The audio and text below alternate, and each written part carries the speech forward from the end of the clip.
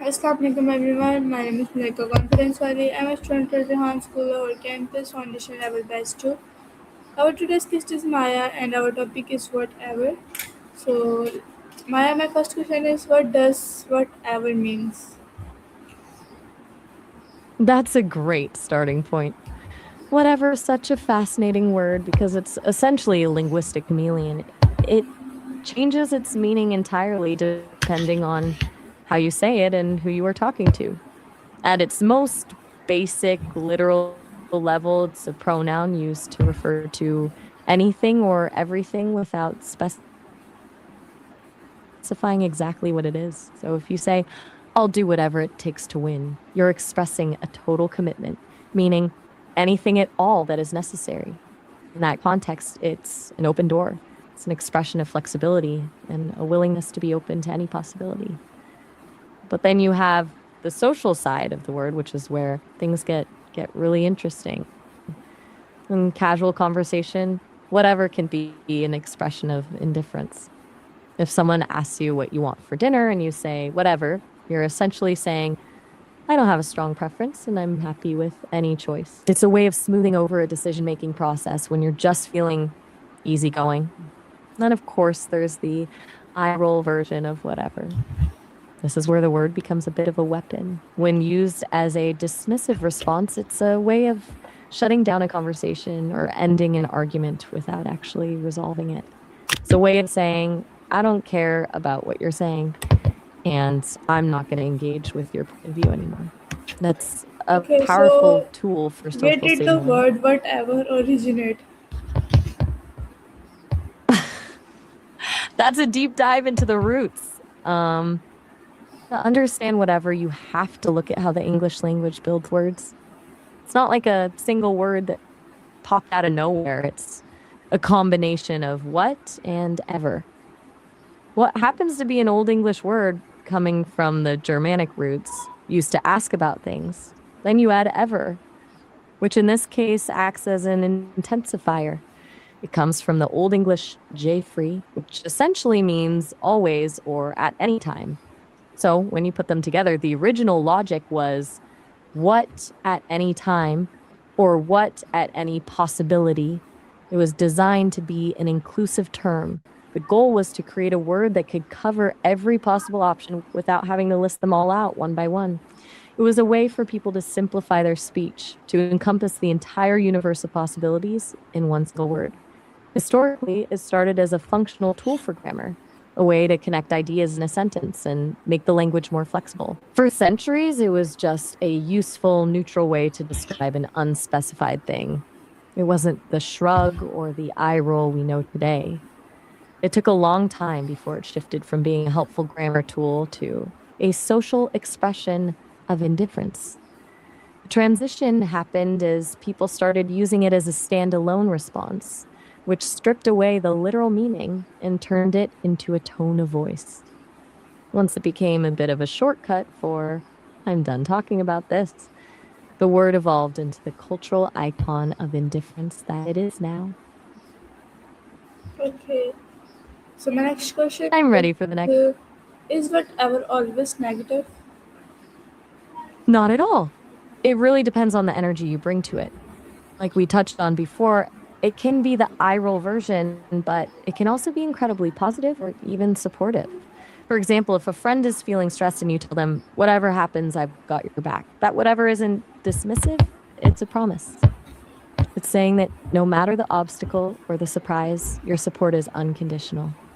In that case, the word becomes a shield, a way of providing security and stability. And you have the easygoing whatever, which is often about kindness and flexibility. If you're planning a trip with a partner and you say, I'm fine with whatever you want to do, you're not necessarily saying you don't care. You're saying that their happiness is more important to you than the specific activity. It's a way of letting the other person take the lead because you trust them and you'll be happy regardless of the outcome. So while the world might see whatever as the hallmark of a disinterested teenager, can actually be a tool for extreme flexibility and emotional generosity. It's all about the context and the tone of voice. Okay, So my next What's next question on your is, list? when do people use whatever? People use whatever in a huge variety of situations, and it usually falls into one of three main categories: decision making, emotional shielding, or social dismissal. First, there's the decision making phase. This is the most common way we use it. Think about those like moments when you're with a group of friends and you're trying to pick a movie or a place to eat. When someone asks for your opinion, you say, whatever. You're essentially acting as a facilitator. You're removing yourself as a hurdle in the decision process to make things move faster. It's a way of saying, I'm low maintenance today, and I'm happy to go with the flow. In those moments, it's used to create harmony and reduce the friction of planning. Then you have the emotional shielding version. This is where people use it to protect themselves or to show total commitment. Like I mentioned earlier, when you say, I'll do whatever it takes, you're using the word to create a boundary of absolute determination. It doesn't leave any room for doubt. It's a way of signaling that you are fully invested in a goal and the stakes are high and you're not going to let anything stop you. It's a powerful way to express loyalty or passion. And finally, there's the social dismissal.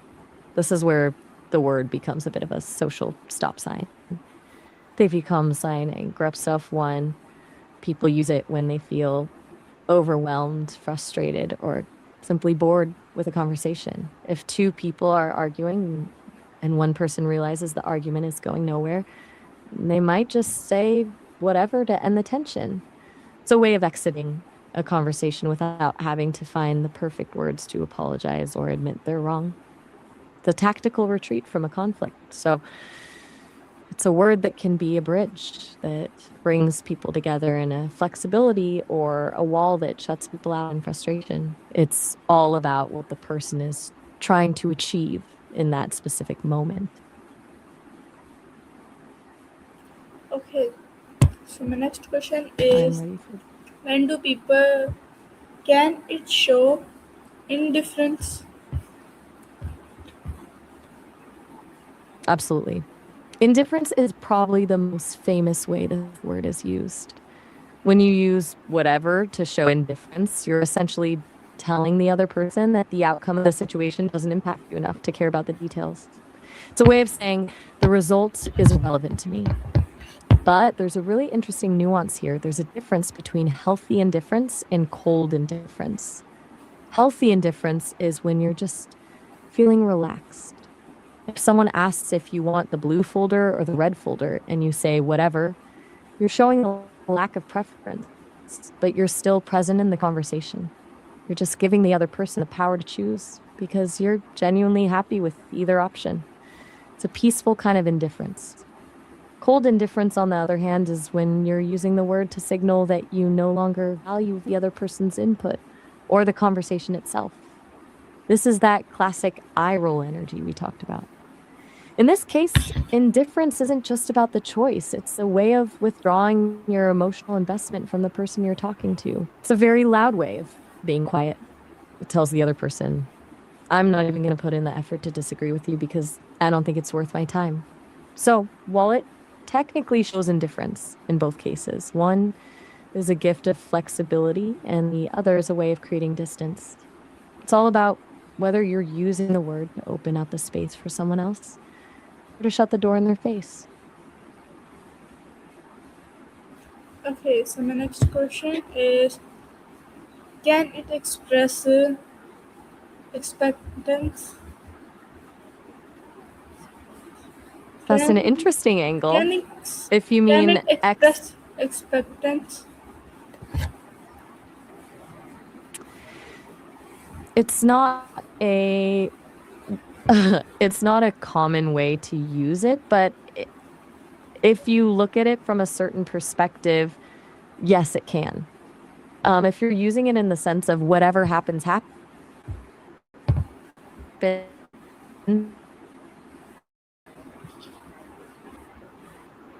you're expressing preparing yourself to accept the outcome, regardless of what it is. It's almost like a surrender to fate. You're not necessarily excited, but you're not necessarily dreading it either. You're just in a state of waiting for the universe to reveal the answer. In that context, whatever becomes a tool for emotional preparation, a way of saying, I've accepted that I'm not in control and I'm ready for whatever comes my way. So, while it's not a direct expression of excitement or anticipation, it's definitely a way of signaling that you're expecting something to happen and you're open to it. Okay, so my next question is, who has its meaning changed over time? How has this meaning changed over time? It's had a pretty wild evolution. For a long time, like we talked about with the roots, it was just a functional tool for the language. It was a way to be inclusive, basically a shortcut to avoid listing every single possibility. It was neutral, helpful, and strictly about the meaning of the words. If you said whatever in the 1800s, you weren't being rude, you were just being precise about an unspecified thing. Then, as the language shifted toward more casual, shorthand communication, people started using it as a standalone sentence. That's when the magic Okay, or the so mischief is happened. whatever formal or informal?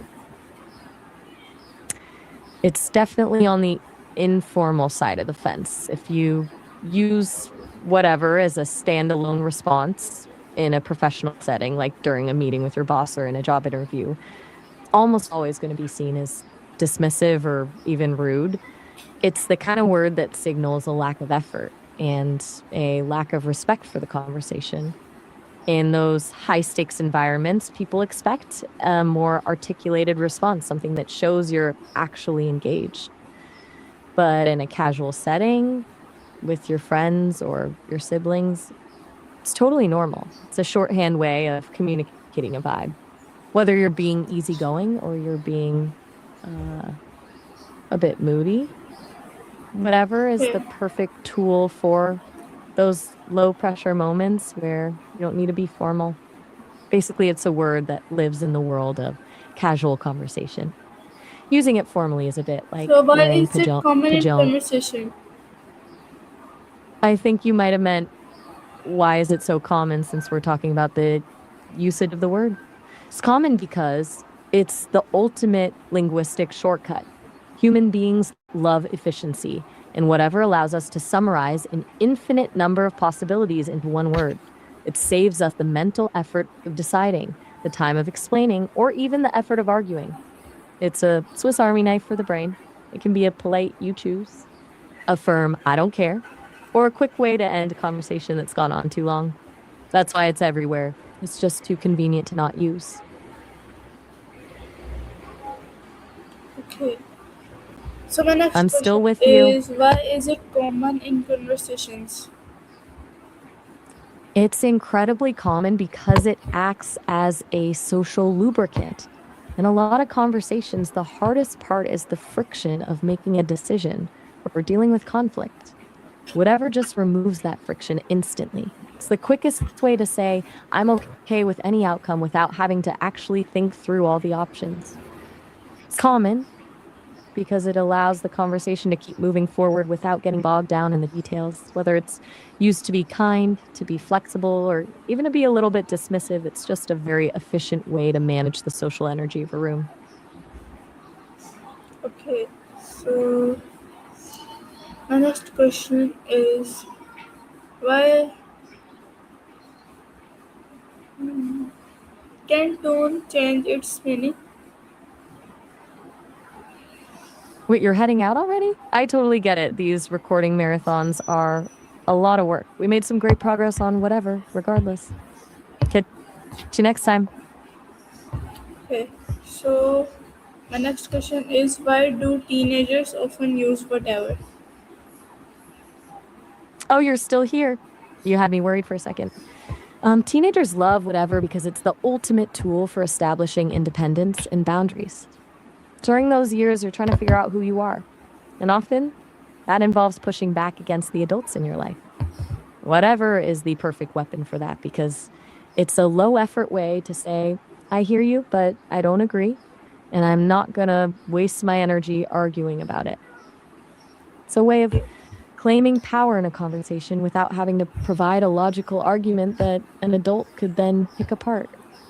Plus, it captures that specific kind of teenage angst, that feeling that the world is just too much, and the only response that fits is a shrug and a whatever. It's a linguistic shield that lets them protect their inner world while still technically participating in the conversation. Okay, so can it be used politely? It definitely can. It really comes down to that balance of tone and intention. When you use it to show that you're genuinely flexible and that you want the other person to be happy, it's actually a very polite gesture. Like if you tell a friend, I'm happy with whatever you pick for the movie, you're effectively saying that their preference is more important than yours. It's a way of being accommodating and reducing the stress for the other person. Of course, the key is to say it with a warm tone. If you say it with a sigh or an eye roll, the politeness disappears instantly. But when it's delivered with a smile, it's a sign of generosity and trust. Okay, so my next Right. question It's a nice. is, can it sound dismissive? I'm not entirely sure what you mean by sound this myself. Are you asking if you can practice saying the word with different tones to see how the meaning changes or something else? My next question is, can whatever ends the argument? That's a really interesting way to put it. If you're asking if you can use whatever to actually resolve or answer an argument, the honest truth is that it usually does the opposite. It tends to end the conversation, but it doesn't actually solve the problem. It's like putting a band aid over a crack in a wall. It stops the immediate noise, but the issue is still there underneath. If you want to actually resolve something, you usually have to move away from whatever and toward words that show you're listening and understanding. But as a tactical move to just stop a fight from getting worse in the moment, it's definitely an effective way to shut things down. Do you think using it that way is helpful, or does it just make things more tense? Okay, so my next question I'll be here is, whenever you're. why do teenagers No often need use to. whatever? I think we Can already it touched on the express? teenagers, but maybe you're asking why. Okay, can it I express think flexibility? it absolutely can. That's actually one of its best qualities. When you use it to express flexibility, you're basically telling the other person that you're open minded and that you're happy to go with the flow. It's a way of saying, I don't have a rigid plan and I'm perfectly fine with any direction we take. In a group setting, this is a huge asset because it removes the pressure from everyone else. Instead of being the person who insists on a specific way of doing things, you become the person who makes the process easier. It's a way of showing that you're a team player who values the experience more than the specific details. So, in that context, whatever isn't about not caring, it's about caring enough about the other person's happiness to let them lead. It's a very adaptive and low stress way to communicate. Okay, so my next question is, can it seem rude? I'm listening. Go ahead. What were you thinking? My next question is, can it seem rude? Oh, it can definitely be rude. In fact, it's often the textbook definition of a rude response in many cultures. When whatever is used to shut someone down, it's not just a lack of preference, it's a lack of respect. It's a way of saying, your opinion is so unimportant to me that I'm not even going to spend the energy to disagree with you. That's why it's so triggering for parents or teachers. It feels like a total dismissal of their authority and their perspective. It's a way of ending a conversation by cutting the other person off, which leaves Okay, them hanging without so any my next question resolution. is, what are some alternatives of whatever? Depending on the vibe you're going for, there are a bunch of ways to say this without the risk of sounding dismissive. If you're trying to be genuinely flexible and polite, you could say, I'm open to anything, or we'll leave it up to you. Those are great because they show you're actually considering the other person's preference rather than just shrugging them off. Then, if you're in a more formal setting, like a job interview or a meeting, you'd want something that sounds more professional. You could use phrases like, I'm flexible with the arrangements, or I'm happy to adapt to whatever works best for the team. Sounds way more engaged and proactive. And then, of course, there's the I really don't care side of things, but if you want to be honest without being rude, you could say, I don't have a strong preference, or doesn't make a difference to me. It's clear, it's direct, but it doesn't have that eye roll energy that whatever often carries. Which one of those feels like it fits your style more? Okay, so my next question uh, is it more common in speech or writing?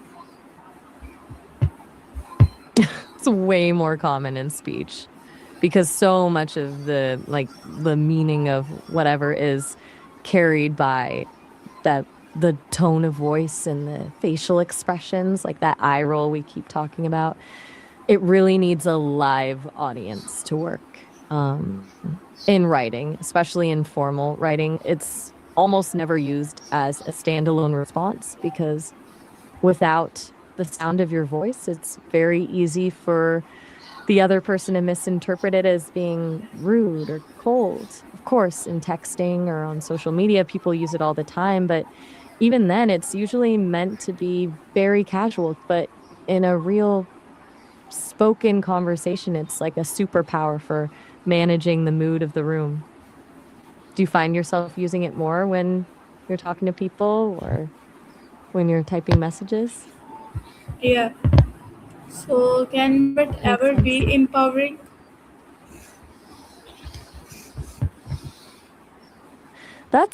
That is such a cool way to look at it. In a weird way, yes, it absolutely can be. When you use whatever to mean I'm not going to let this get to me, it becomes a form of emotional freedom. It's like you're deciding that someone else's negative opinion or a stressful situation doesn't have the power to ruin your day. By saying whatever to the things that don't actually matter, you're essentially protecting your peace and choosing where to spend your energy. It's a way of reclaiming your power by refusing to be bothered. Does that sound like the kind of empowering whatever you were thinking of? Okay. So my next question is, I'm ready for the can next. it mean anything at all?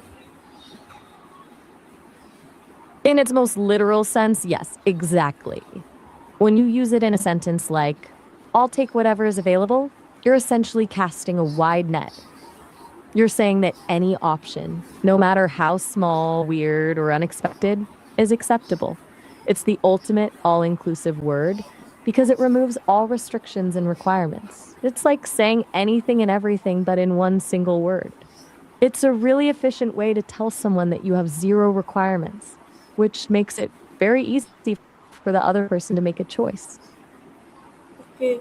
So my next question is, uh, how how has pop culture influenced by the world?